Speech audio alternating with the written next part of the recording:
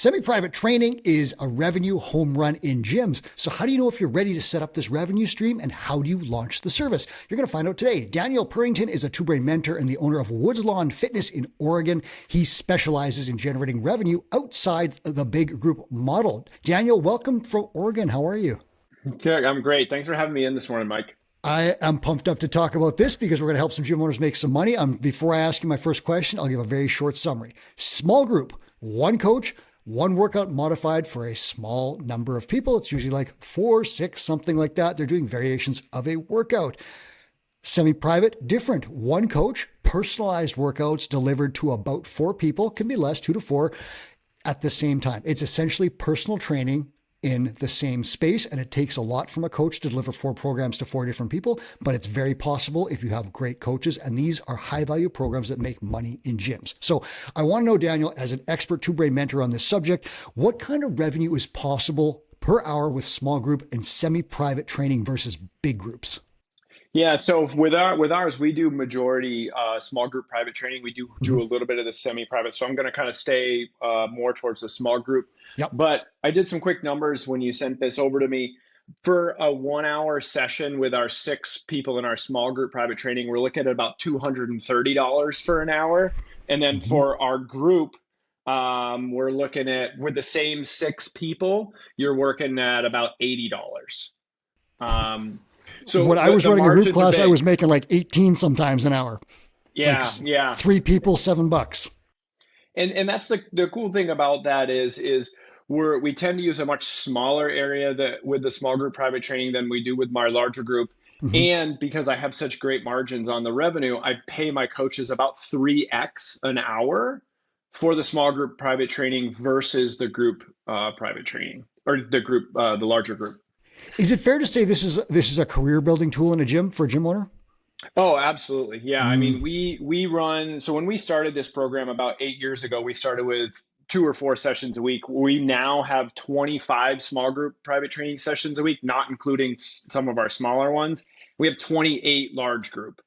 As far Whoa. as like the revenue split, just I'm going to look at some of my numbers. We're looking at about $24,000 a month within the small group if we use the same amount of people. And in that large group, that same amount of people will be 12. Really? Yeah. Now, Okay. these aren't my numbers. My numbers are thankfully higher than that, just Yeah. based on the city that I live in. But again, that allows me to pay coaches in my small group private training $11,000 a month versus $4,000 a month. Wow. And that's a wage, right? Like that's a career wage where you can then retain good people and pay them what they're worth so they can live, versus $20 an hour for CrossFit classes or whatever, where all of a sudden you're maxed out at 40 hours, you're burned out, and you can't make any more money. You're not making enough money. And then you put in the application at the fire hall, right? And that's a big problem in the fitness industry. So this is an obvious win. And many two-brain gyms on our top 10 leaderboards rely on these programs. When I interview them, they always point to this stuff because it's generating big revenue in gyms. So how does a gym owner know if they're ready to launch something like this? Because you've told me that this is not just something you can push a button on. There are some steps ahead of time. Yeah, there's a few mindset shifts, specifically if you're accustomed to running group fitness, and there's a few systems and processes. And so, talking just kind of upfront with the systems and processes, like you've got to do an introductory consult. You've got to learn Okay. why people are coming to you, what they need, and not just assume that they want something that has worked for you in the past. That is critical. You've got to know who your avatar is. Mm-hmm. That is also very key because we can't build these small groups without that. On the flip side of it, recognizing what you're selling when it comes to small group private training versus group training. When I talk to CrossFit gyms, oftentimes they're like, well, my CrossFit classes only have 4 or 5 people in them. That was How is me. this going to work, right?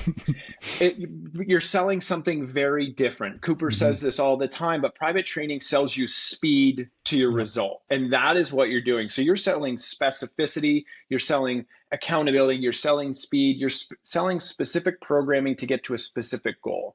CrossFit is a lot more generalized. So the subtle nuances there are critical. And as we move down along the list, I would say the next most important thing system-wise is your organic messaging. We grew our small group private training, and all the mentees that I work with, the first thing we do is grow it within your doors. right? They're already purchasing fitness from you. That know, like, and trust continuum is Yeah. ongoing. Don't forget that. Like, lead nurture is equally as important as member lead nurture. Your Hmm. members are your next best client here. So if you don't have a strong organic media, you're not doing emails, you're not doing in-house stuff, you're not using sugar water, whichever posting board, Hmm. your coaches aren't trained on how to talk to this stuff, you don't have an audience that's ripe for your knowledge and for this program. So deploying it before you do those things really ends up having it fall flat on its face. Before you get to the next one, listeners, I'm going to give you a summary here. If you Mm-hmm. are just dumping every person who comes to the door into big group classes, and Mm-hmm. it's just like in you go, there's no on ramp, there's no consultation, you just go right into big group classes, you don't blog, you don't have any of these services like personal training or anything else, and you just start saying, I'm doing small group training and I'm raising your prices, it will not work. That's Nope. just not going to work. And Nope. if you're doing this like by accident, because I did this, I ran big group classes, which were at 5 o'clock at noon, were 20 people rocking the whole deal. And then at other stuff, 3 or 4 o'clock, there were 2 or 3. I was running Mm-hmm. small group by default. I can't just tell those people at that point, oh, your membership price doubled, right? Like none Right. of that works. Like all of this is a bad plan. What Daniel laid out is based on the prescriptive model where you're Mm-hmm. going to get people in the door. You're going to sit down, you're going to find out who they are, and you're looking, you have your avatar in mind and you know how to solve their problems. You'll talk to them, find out what they want to do, what their problems are, what they want to accomplish. You'll prescribe them a solution that would be, I know that you need to do this by this point. I'm going to recommend this program. It could be PT, it could be small group, it could be big group, but you have options there and you have to start telling your inside members, your current members, Yep. that this program could solve your problems faster. If you have none of those things available to you, if you're just dumping people in a big group, don't consider this yet. You got to talk to a guy like Daniel who can help you. What else have you got on Yeah. that, Daniel? So if you're running just exclusively big group, you've got to work out some of your logistics. Yep. Oftentimes when we have big groups, the people fill the space that we have. So it's dialing in some of your big groups. And this is really critical because you don't want to all of a sudden bring in this small group and push your big groups over without having the conversation. Animosity can Yep, develop for very sure. quickly in that environment. So getting that involved is something that can be missed. Do we have a separate area? So our small group private training has a separate area. It's got separate Bluetooth for speakers, separate weights. It's got everything. It feels different. That's good. The music selection's different. The whiteboards are different. The way that we talk about it's different. So you can do some subtle things that differentiate this. And you can do Mm-hmm. this in an open gym. Like we'll use lines of weight trees or things like that just to kind of give Mm-hmm. that subtle line. The coaches know what it is. Running logistics with the coaches. So before launching this, hey, this is how this is going to run. This is where they're going to go. Like these practice runs so it feels professional. Again, we're selling speed, we're selling accountability, we're selling a higher level here. The members should feel that day one. Yeah. And So here's the thing. I'm going to just jump in with this one. Goal review sessions. Listeners, if you are not doing goal review sessions every 90 days, you need to start them because at that goal review session is the perfect time to say to a big group client, hey, I've noticed your attendance is spotty. What's going on? They're like, I'm not making enough progress, whatever. I'm bored.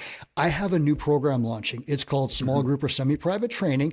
I think it's going to help you get to your goals faster because we're personalizing some stuff in this semi-private program. You get your own program, the whole deal.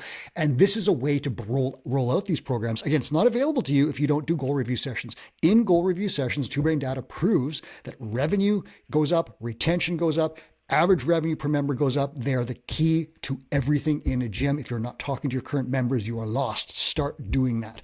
Daniel, what happens if a gym just launches this? I think it's obvious, but we'll just lay it out. What happens if a gym just launches a program like this without any of the prerequisites that you have laid out?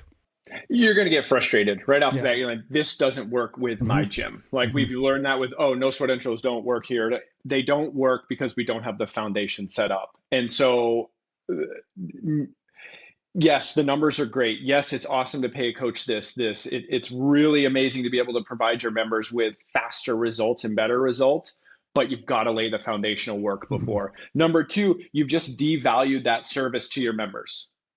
You just showed it out like, oh, we can't fill it. Now we've got to backtrack. Now we've got to have some form of a waiting period before we can go back into it. And just really to piggyback off the goal reviews, I cannot emphasize any more than you already had. Like goal reviews are critical. We built this program based off of members within our gym.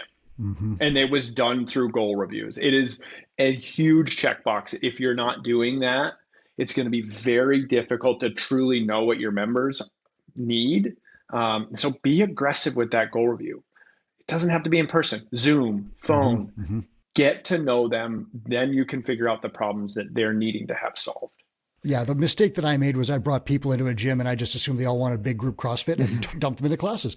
Eventually, after Two Brain helped me out, I started telling people, hey, we have personal training available. And a lot of my members inside the gym said, really? I can get help with this one-on-one so I can do a muscle up? Yeah. And I didn't even tell people about that. Same thing. We have a kids program. Oh, I'll sign my kid up. This warm pile of know, like, and trust people inside your gym was available. They're available to you out there right now, but you have to stay in contact with people and then you have to get everything together so that you can solve their problems with a new program and do it properly. And that is, I've talked to other gym owners. They have done this, converting group clients to small group or semi-private, or PT clients to semi-private. They're doing it successfully, and their revenue per hour, revenue per square foot, both are going up dramatically. Daniel, tell listeners how much space you allocate to this in your gym. This is cool. This is very cool. Yeah. So I'll give you a really brief overview. So I have two spaces. They're separated by a very small block wall, big door. You can hear everything on either side. My CrossFit side has 1,100 square feet of usable space. So small by CrossFit Cavern standards. Super small. Yep. My small group private training side is 650 square feet. We have 6 wall-mounted squat racks. We run a 6-on-1 and a 4-on-1 small group private session concurrently. So 10 people in 650 square feet. Actually, it's 12 because you've got the two coaches. So back to what I was talking about running logistics. Like when people say I don't have enough space, I'm like, we do it in a postage stamp. Yeah. I think there are Russian submarines that have larger gyms. You can the office I'm standing in now is half the size of my small group private. Isn't that incredible? So listeners, think about that. Think about the revenue per square foot. And Daniel mentioned this before the show, so I'm going to steal something from him here, but real estate isn't getting cheaper. Your rent is not going down. This is an awesome, awesome way to maximize revenue per square foot because you don't need a ton of space. And I want to add a little piece to that too, is it also is a great way to maximize what you pay your coaches. This year, we had 2 coaches buy houses in our neighborhood. You can't do that on $20 an hour group class usually. It's one of the things that I'm most proud about. Both of those coaches get 100% of their home income, their own personal income from our gym. Wow. Yeah. I'll ask you this, and we don't have to get into the deep weeds, but just the high level, how do you manage 12 people, 10 plus 2 coaches in that small space? What's the plan? So with our small group private training, you always pair people up because most of it is done in a strength training format. We're not doing a lot of high intensity intervals, so we don't have to worry about space. We're not doing a lot of explosive or dynamic movement. Box jumps aren't happening. Power cleans aren't happening. And then we role play. So we've been running this program for about 4.5 years. The first year we role played. We did logistics. We did this and that. So now the coaches submit their programming 2 weeks in advance. And then the thing that I look for is there going to be flow with this? Can we run an on-ramp over here while we're running this? So logistics really, really play a huge role. And all the way down to where you set your squat racks up, where are your barbells, where's your weight tree stand? What is in there that really doesn't need to be? You can get people ridiculously fit with a small amount of equipment. Yeah, so you're programming for the space and for the audience. You know your avatar. A coach is not programming 70-foot sled pushes and dynamic muscle ups plus snatches or something like that. So Amanda plus sled pushes, that's just not happening in that space. You don't necessarily need to do that. No, that's where the other spaces are for. So this is a very, very different program, and you can maximize these small spaces. So we've laid out essentially what the benefits are, the prerequisites. We've given a look at your program. Let's talk about the high level steps of how to sell something like this. So what do you do to fill a program? Yeah. So when I talk to mentees about this, and this is what I recommend people starting out that don't have this program, is first off, we want to look, are you doing private training? If you're not, then nope. And if you're not doing a 2-on-1 or a 3-on-1, we need to look at that. If we have passed all those, I recommend people doing a beta test, selling an 8-week program. The people train 2 times a week, same days, same times, with specificity. So ours typically starts with a hip thrust block on day one, and then day two is going to be some form of horizontal pressing. Mm-hmm. We'll do accessory work for the opposite on each week, and then there's midline work, core work, things of that nature in both sessions. We're going to sell that out first and deploy that. To current members? Yep, to current members. There you go. Yeah. And so, and the deal is with the coaches, because I don't sell them anymore. If we're starting a new one, they need to come to me with 3 members whose problem this solves. One of the big mistakes, especially in CrossFit gyms, is people try to build programs around what coaches like to coach and not what their members need. Do not make this mistake. Yeah, it's a big one. Within my demographic, and I would suspect a lot of the demographics, handstand push-ups are more of a novelty and not actually going to get people to the results they want. So don't just assume like I'm really good at handstand walking. People want to learn how to handstand walk. Goal reviews, no sweat intros, talk to your members, make sure like what we're deploying in this 8-week block is solving the problems that people are talking to us about. Okay. So that's an internal plan. Now, when we move, let's say we're going to start looking for outside clients. Let's say we got some roots down. We have some inside people doing this program and we've got, a little bit of momentum. What do we do outside? Are you basing this now on the prescriptive model? How are you selling people into that program? Yeah, so we'll fast forward 4 years, and I want to reiterate that. We're fast forwarding 4 years, okay? Right. This is not how you should start the program. We have a small group private training on-ramp. No one can come into it now. We have 80 members in our small group private training program. To give you an idea, I have 110 in my CrossFit program. Wow. So it's big, and it's not nearly as flexible. So when they come in, they have a choice. They have a small group private training on-ramp or a CrossFit on-ramp. They both are the same exact thing. Movement patterns are separate. Then one with nutrition, one without. Like that's it. Coming into my gym, you have 2 ways: yes or no to nutrition, CrossFit or or small group private training. That's it.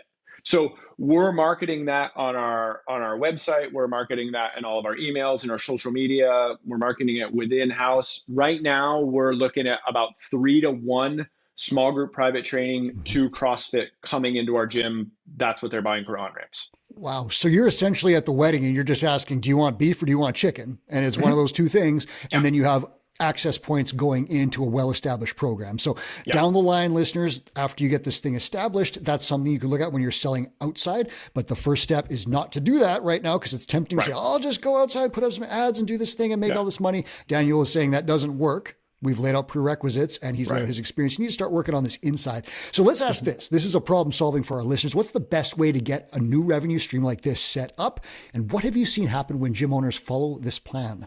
Yeah, so it kind of depends on what type of gym. And I have 2 really great examples. One is a very, very large CrossFit gym in Mississippi. Steve is an absolute stud of an owner. He's been in the business for about 15 years. One of the challenges he was having is he was having some of his demographic age out of wanting that intensity. And so we started building a small group a year ago, and we had a goal of selling out 8 people in these ones. Again, all to his current members. He's now running 10 programs like that in a gym that's 12,000 square feet. So your traditional big box CrossFit gym is doing this. Flip side, I have a garage gym in the Bay Area with Ryan and Christiana. They're just outstanding. Husband and wife own. They have 3 little kids that run around. They were doing just one-on-one training, and Ryan's schedule was completely stacked. We started pairing people up. Then we ran into a calendar problem. Then we established solid baseline. Now he doesn't accept anyone in a 3-on-1 or bigger. Like everybody's got to be in a minimum 3-on-1. He gets to take Wednesdays and Thursday afternoon off now to go to his gymnastics with his daughter. He took a 2-week vacation in Kansas with his wife to see their family. And now instead of having to cover 30 clients, they're talking about covering 10 to 12 sessions. Wow. So is it fair to say the average revenue per member in these 2 gyms has shot up? Oh yeah. Yeah. With both of them, it's big, specifically within Steve's. Right. And you said a really cool thing. Now, this is a very interesting thing we often say, okay, you're running big group. A good way to add more revenue is with personal training. With some personal trainers, they're so packed that they have no more hours. They're just done. And again, 40 hours of personal training is brutal, right? Like that's a very tough schedule to keep. what can you do? You can start pairing people up. And now if you go back, Chris has talked about this, Cooper, Greg Glassman in CrossFit, the original thing that he did was he started doing this, and no one knows this except Chris told, he told this to Chris at his coffee table or at his kitchen table, Greg did, just starting with a couple of people, one person, one-on-one training, then pairing them up, then pairing 3 or 4, and then it spirals into the big group model that we all caught on to. But that model may not be the best in every single case. It works really well for some people. It works not so well for other gyms. So there's ways to scale up from one-on-one PT. There's ways to make more money per hour in all these different formats. Again, Two Brain Mentors have an exact plan for every type of business, whether you're big group, small group, PT, access, whatever it is. They can look at your business, find your weak spots, prescribe a fix, boost those numbers up, and then go to the next weak spot. And away we go with tactics and toolboxes and advice and accountability. The whole thing is laid out for you. Daniel, do you talk to people about this as a mentor regularly? Is this one of your specialties, and how do people work with you?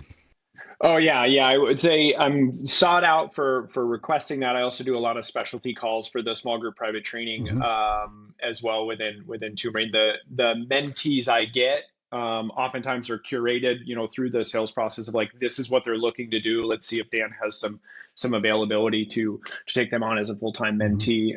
So I really enjoy working with people that are trying to either combat smaller spaces. They want to get back more time. I mean, that's the celebration point for me, is the time. And, with the team in the Bay Area, they increased their revenue last year by 84%. Their overhead 84%. Didn't change. 84%. Yeah, they went from between 7 and 8K to more like 18. Oh, that's life-changing numbers, right? Like that's incredible stuff. They went to Disney World. Like they literally took brings their a tear to your eye, right? They're some of my favorite humans. They're wonderful people. And so being able to help people like that who are like, I don't have any more hours in the day. I get that. Let's fix that, right? And so that's what we did. So we're going to give you a starting point as we close this show out. I'm going to tack on one thing at the end here, but Daniel, can you lay out your most important prerequisites for starting one of these programs? Laid at the beginning, let's seal it up. What do people need to do right now before they can launch this thing? Prescriptive model if you're not doing that, right? So goal reviews, no sweat intros. Link will be in the show notes. Put that in there for you. Yep. I mean, you absolutely got to have that. You need to be talking to your members through email, social media. Google is a huge one that people are not posting to nearly enough. It is a free call to action in Google. All of that is organic. So dialing in your organic structure, using that information once you get people to start to talk to you in the goal reviews, and building something that solves their problem, right? Don't try to build something that you really want to coach. If you don't want to coach this, move it to a coach that does, but solve their problems. The value's there, the speed is there. Then it just becomes a transaction. And my final point tacked on to what Daniel just said, book a call to talk to a Two Brain mentor about this program. If you have questions about this or any other adjustments to a business model to change your metrics for the better, you can get on a call. You can talk about your business and you can see how we can help you do it. So that link will also be in the show notes. Do click it. It's going to take an hour of your time. It's a huge investment. You will see ROI on that. I guarantee it. Daniel, thank you so much for laying this out for us. I hope we get some people calling you soon to talk about it and get some more revenue. Yeah, sure enough. I appreciate your time, Mike. Yeah, that was Daniel Purington. This is Run a Profitable Gym. I'm your host, Mike Warken. And thank you so much for watching and listening. Hit a like on this if it helped you out at all. I sure hope it does.